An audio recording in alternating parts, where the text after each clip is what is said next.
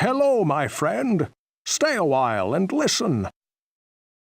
Hello YouTube, today I'm going to be talking about one of my favourite games of all time, Diablo. I'm going to talk about most of the basic mechanics and then try and probably fail to explain why I love this game so much. At its core, Diablo is an action RPG with some roguelike elements.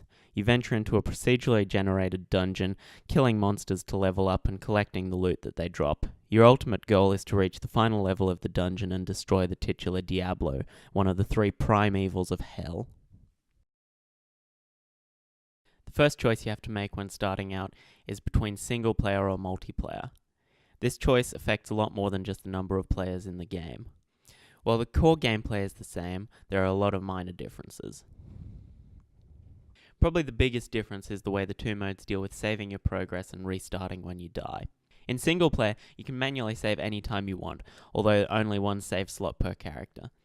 When you die, you have to reload your most recent saved game. The save game file not only includes your character, but also the dungeon layout and your progress through the dungeon. So if you quit, you can come back to exactly where you left off. In multiplayer, the game constantly auto-saves. When you die, all of your equipped items drop on the ground and you respawn in town. You have to retrieve your items from the point where you died, which means you have to fight the monsters that just killed you, only now without your items. Good luck with that. When you quit and come back, the game generates a new dungeon and you have to start in town again. To make this more fair, there are shortcuts in town that let you skip to the later levels of the dungeon as long as your character level is high enough. There are other differences between the two modes, which I'll discuss a bit later in the video. A character that's created for single-player mode can't be used in multiplayer games, and a character created for multiplayer can't be used in single-player games, but you can create a multiplayer game and not allow anybody else to join it. I'm not sure why they decided to segregate characters like this. In Diablo 2, they at least had the excuse that multiplayer characters are stored on Blizzard's server to make it harder to cheat. But in Diablo 1, multiplayer characters are stored locally too, so cheating is just as easy as in single player. Up next is character creation. Character customization is limited to choosing one of the three classes, with your appearance and starting stats entirely determined by which class you choose.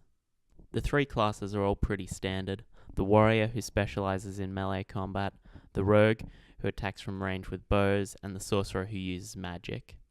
Unlike many other RPGs, there are no class-specific items or spells, so any class can use any item or cast any spell, as long as they have high enough attributes.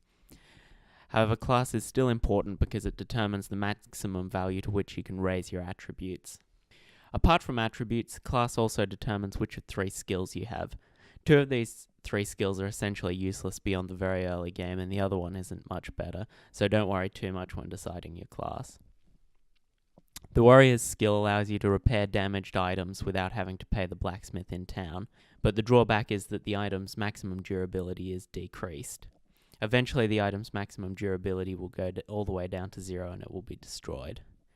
This ability is okay in the early game, when you're low on gold, and you'll probably be replacing your equipment fairly often anyway. By the time you reach higher levels, you'll have better equipment that you want to hang on to, and you'll have more than enough gold to just pay for the repairs in town. The Sorceress Skill is similar. It allows you to recharge magical staves for free while reducing their maximum number of charges. Much like the Warrior's Skill, this can be useful in the early game when you're short on gold, but becomes near worthless later in the game when your staves are much too valuable for you to degrade them by using this skill. And you should have plenty of gold to pay to have them recharged in town. The Rogue has easily the most useful skill, although that's hardly saying much. You can detect traps in the dungeon and attempt to disarm them. The chance of successfully disarming the trap depends on your dexterity, so this one actually becomes much more useful later on. By about the mid-game, you should have more than enough dexterity to disarm all traps you come across. However, traps are pretty rare and don't do that much damage anyway, so this is not as much of an advantage as it might seem at first, but at least it does something. The Warrior is the class that the game manual recommends for new players, and I can understand why. They have the most life, and their higher starting strength allows them to equip better armor early on in the game, making for better survivability. The Rogue is probably the most balanced of the three classes. She is designed for ranged combat with a bow, and that's what she should do the majority of the time, but she can be decent at magic or with melee should the need arise. The Sorcerer is personally my favourite class. He starts off very weak in the early game, but ends up as essentially death incarnate. Your first few levels are going to suck pretty hard since you have low health and your mana pool is not big enough to cast many spells. But once you find the mana shield spell, your low health becomes irrelevant. Then you pump up your mana pool a bit and find some good offensive spells, and the rest of the game becomes pretty easy. This turns around on the last few levels of the highest difficulty, where most of the monsters are completely immune to the majority of your spells, but just playing through normal difficulty, nothing should really stand in your way. Okay, with that out of the way, let's talk about the actual gameplay. The controls are about as simple as they could be. You click on the ground to move, click on enemies to attack, click on items to pick them up, you get the idea. The entire game can be played using only the mouse, but there are a bunch of keyboard shortcuts that certainly make life a bit easier. The belt and spell hotkeys are the most important of these, since they can save precious seconds in the middle of combat, which could be the difference between life and death. The belt has 8 slots, assigned to the number keys 1 through 8. Each slot holds one single-use item. Most of the time you want the belt to be filled with potions so you can quickly heal and recover mana in the middle of a fight, but it can also be handy to put scrolls in there so you can cast them without having to open your inventory. Spell hotkeys allow you to assign up to 4 spells to the function keys, F5 through F8. This allows you to change spells quickly in the middle of combat to deal with enemies with magic resistances or immunities. As a dungeon crawler, Diablo is all about the loot. A huge part of what makes the game so replayable is the constant search for the perfect items for your character. Equipable items come in 3 rarities, which is indicated by the color of the item's text. Normal items have white text, magic items have blue text, and unique items have gold text. Normal items are the most plentiful found in the labyrinth and are the baseline with no special characteristics. You won't really use them much beyond the first few floors of the dungeon because they're almost always outclassed by magic items. Magic items are improved versions of normal items with the same basic properties, but with 1 or 2 magical bonuses randomly selected from a list of possibilities. Finally, unique items have predetermined stats with up to 6 magical properties. Some have a distinct appearance in the inventory while others look like their base item. Unique items are the rarest by far, but they're not necessarily better than magical items. They often have unique drawbacks to balance out their bonuses, like an axe that deals massive damage but makes your spells weaker, for example. These drawbacks help to make unique items feel more balanced and also, I think, more special, as if there's some sort of story behind them. You learn spells by reading books. If you already know that spell, then reading the book again will increase the spell's level. Leveling up spells has different effects depending on the spell, but generally it will increase the damage it deals and reduce its mana cost. You can also find scrolls that allow you to cast a spell one time only without spending mana. Using a scroll requires much less magic than learning a spell from a book, so they can be useful for warriors or even for low-level sorcerers who don't have much magic yet. Obviously, it's not ideal since you have a limited number of uses, but it's better than nothing. Lastly, staves are weapons that contain a limited number of charges of a spell. When equipped, they let you cast that spell that many times. They can be recharged in town for a small fee. The range of spells are mostly what you'd expect, with things like Fireball, Lightning, and Teleport. Some interesting ones are the Bone Spirit, which costs health as well as mana to cast, and doesn't deal fixed damage, but takes 1/3 of the target's current health. Or the Golem, which summons a clay golem to help fight monsters for you. And of course there's the Apocalypse spell, which heavily damages every monster on screen. Apocalypse and a few other powerful spells can't be learned from books, but only cast from scrolls or staves.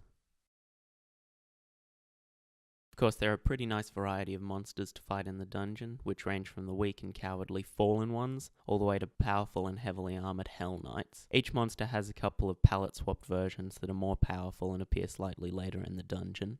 Beyond these, there are also unique monsters, which are much more powerful palette swaps with a unique name which only appear once per playthrough. Unique monsters have names in gold like unique items. They have much more health, deal more damage than their corresponding normal monsters. They also drop better loot than normal monsters with a much higher chance to drop unique items. There is one monster that I want to mention specifically, the Black Deaths. Fuck these things, they're the worst enemy in the game by far. They're slow and they don't deal much damage, but every time they hit you, they permanently reduce your maximum health by 1 point. Getting hit a few times isn't a huge deal, but if you take too many hits, it can reduce your health to the point of making the game basically unplayable. The last thing I'd like to talk about is quests, and of course the ultimate goal of the game. Quests are another difference between single player and multiplayer. In single player, there are 16 quests in total, but any given playthrough will only include 12 of them, selected semi-randomly. Certain quests are always included, and in particular the final 2 quests are always the same. All quests except for those final 2 are optional, but completing them will grant you a particular reward. Usually it's a unique item that you can't get any other way. The final quest is always to kill Diablo, and in doing so you win the game. In multiplayer, there are only 4 quests, which are always the same every playthrough. 3 of these 4 are simplified versions of quests from single player. They just involve killing a particular unique enemy, and your reward for doing so is just a random magic item, the same as you'd get for killing any other unique monster. The final quest is still to kill Diablo, and just like in single player, this is how you win the game.